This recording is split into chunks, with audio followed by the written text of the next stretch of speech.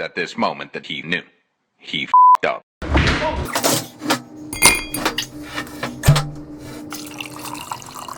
Alright, welcome back. As you can see, I'm a little rusty, still getting the shop set up, one thing at a time. Most of my time recently was spent on this large bed frame. This is for my son, actually. He outgrew his crib, so we decided to make him a bed so he can grow into it later in life.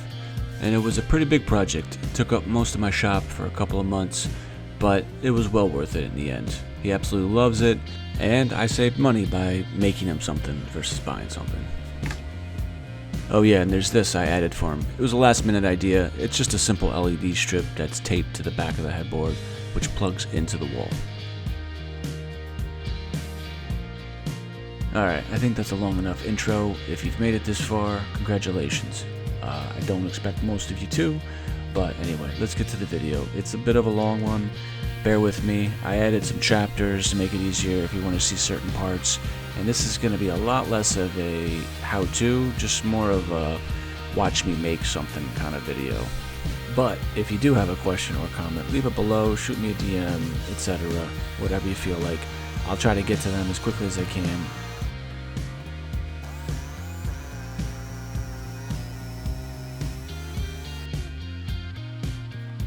Alright, so as you can see, I've got my slab flattening jig set up, and I use a lot of different techniques to mill this lumber down to the rough dimensions. I used my planer at some point. I think I used my table saw. I was using my jigsaw there. So a lot of different things, especially with a small shop, you just gotta get creative. Oh, full disclaimer also, I had a lot of my footage get corrupted, so I've been moving into a new shop and just trying to get situated, get in the flow of things. Alright, so I'm stacking up lumber here. As you can see, it's mostly planed down and flattened. I'm just getting an inventory of exactly what I have before I move on to the next phases.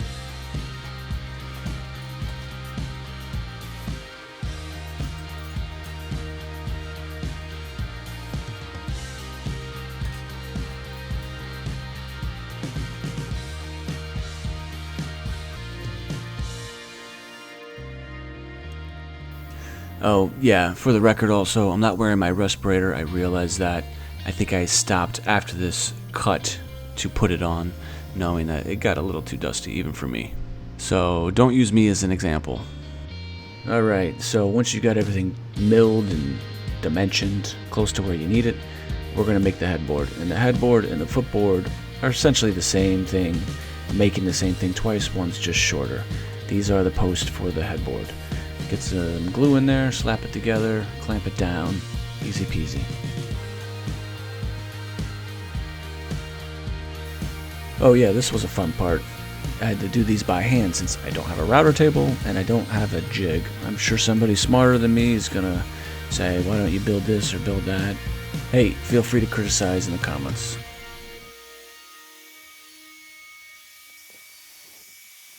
So those were the vertical slats I was adding radiuses to. Now I'm just going to edge glue them together. Super simple. I'm not going to dowel or biscuit. It's not a load bearing or structural joint. I just need to glue them together so that they're solid in one piece. And if you're wondering, those plates I just used to keep it flat while it dried.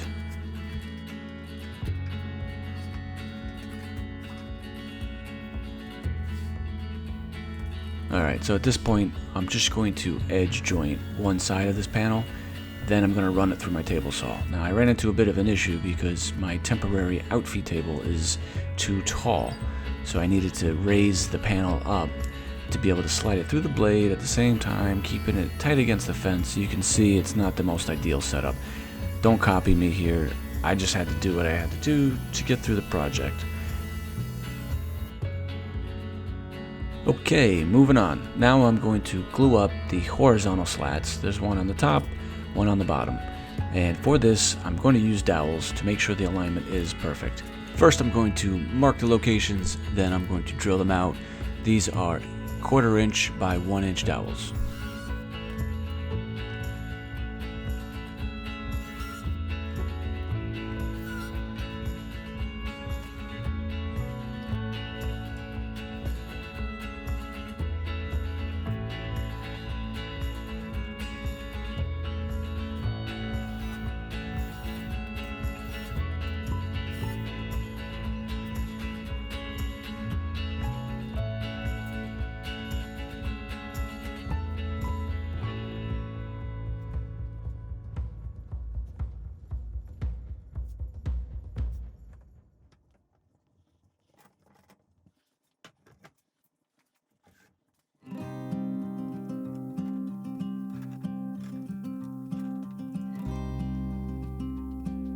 Alright, and now that the main body of the headboard is complete, I'm going to get it ready by cutting it to its final width before I glue it up to the posts.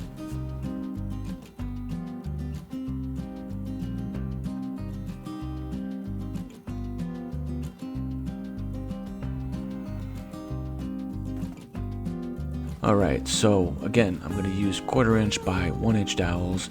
Right here I'm just measuring and drilling for each location. I also am keeping in mind that the purpose of the dowel is just for alignment. It's not for any extra strength or stability. Jeez. And what are the odds that I missed that in post edit? It makes it into the final video.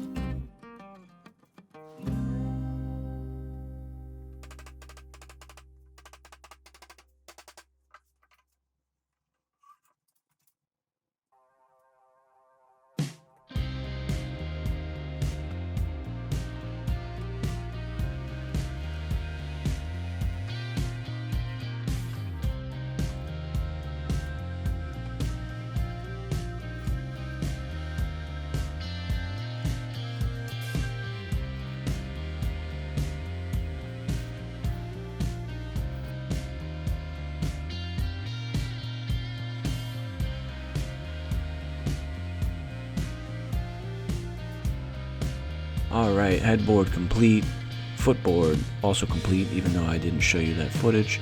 Let's move on to the sheet goods. We're going to be building the storage boxes, the drawer boxes, the face frames, the middle support insert.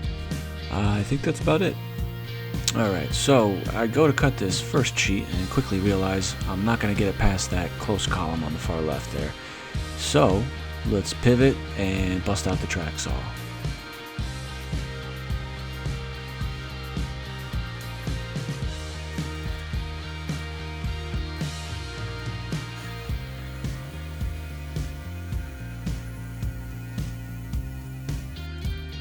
Alright, so if you were paying attention in the beginning of the video, chances are you were not.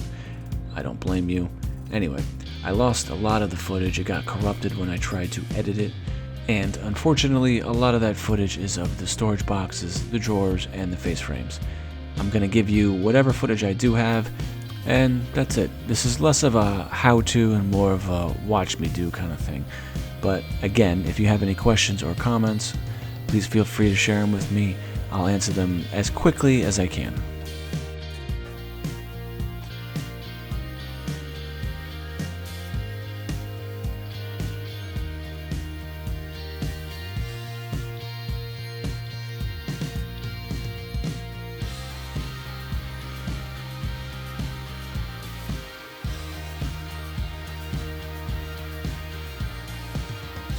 Alright, now I'm going to shamelessly promote my 6-year-old in an effort to gain subscribers.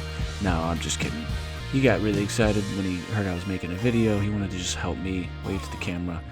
I don't have the heart to tell him that nobody watches my videos. Nobody's going to see him, but hey, it made him happy. And if you're listening, Jackson, I love you, buddy. And for those of you listening still to this video, I just installed some Bloom undermount drawer slides. And now I'm flush cutting some trim I glued on with my handsaw. It's just 3/4 by 3/4 red oak running the entire length of the storage boxes.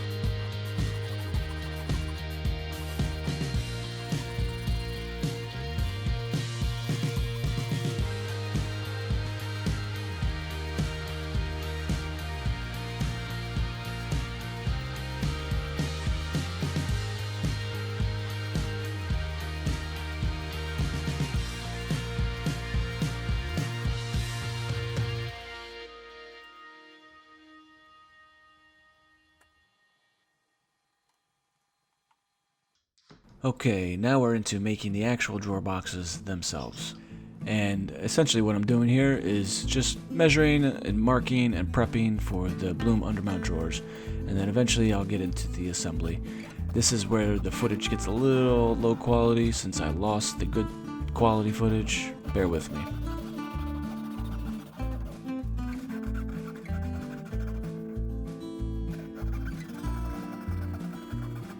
So I should also point out that in order to save time and energy on this project, I went with a very simple storage box and just end and edge glued them together with some nails. So before you come after me with pitchforks about box joint and half lap and rabbits and all that good stuff, you're not wrong. I just ran out of time and needed to finish this project as quickly as possible. Plus, I'm just holding blankets and stuffed animals. I'm not trying to put hundreds of pounds in these drawers. Since simple is my middle name, wait a minute, that didn't sound right. I'm just gonna keep it simple with pocket holes and then glue and squeeze everything into place.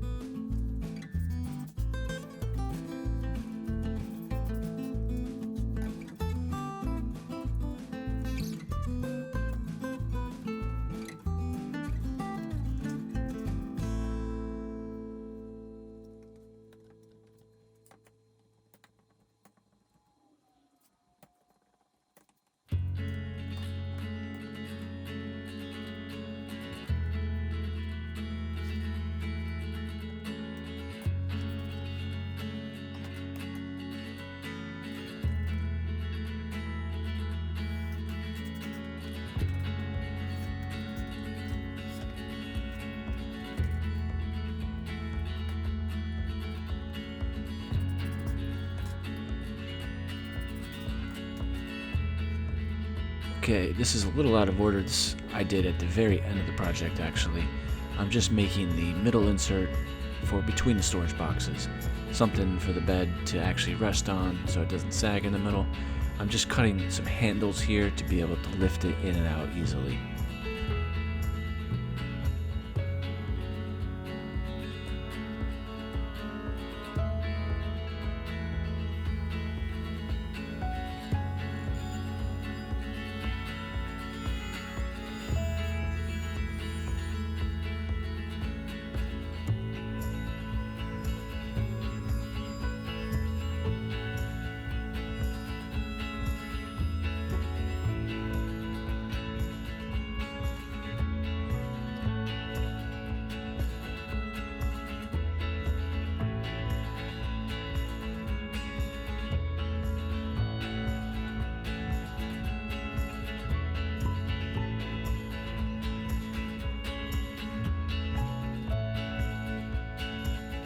Alright, on to the fun stuff. This is Rubio Monocoat Pre-Color Intense Black.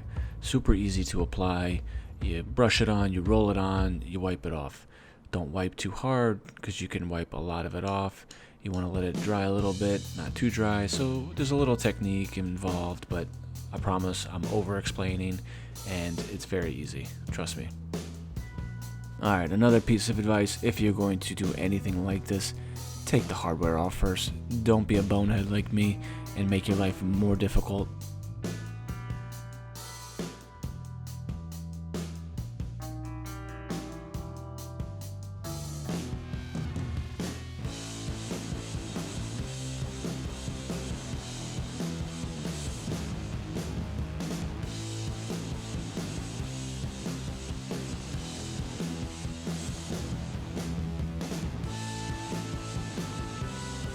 Okay, let me chime in here before you mindlessly drift off to sleep watching me do this. Anyway, this product was really easy to use, as I said before. Super simple to paint on, wipe off, etc. You do need to keep your shop at an adequate temperature. The dry time increased a lot, but my shop was almost in the 40-degree range when I did this.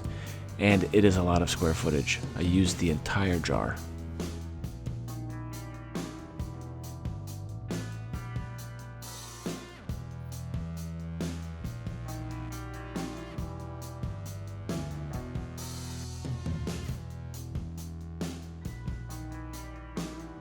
So here's a pretty good shot of it drying. It still needs to be wiped down a little bit. You can see some of those smudges, but the wood grain pops right through. It's not like a traditional oil or water-based stain where you get some blotchiness. This is a pretty even, smooth coat, and you can always apply another coat if you need to.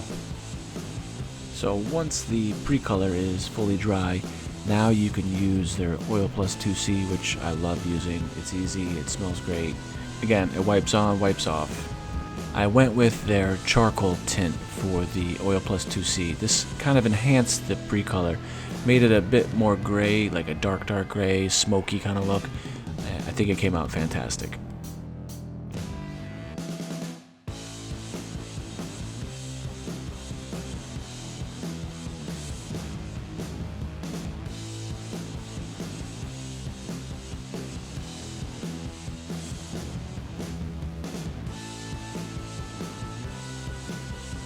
Okay, sweet relief is almost here, I promise. Thank you for holding out this far. At this point, I am just dry fitting for the final fit up. Praying to God it all fits up, otherwise I will be crying on camera.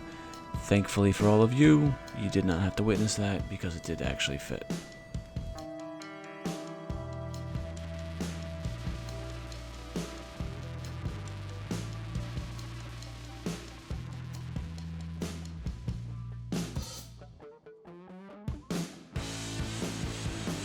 Alright, as the last boxes go in, the sun can finally set on this project.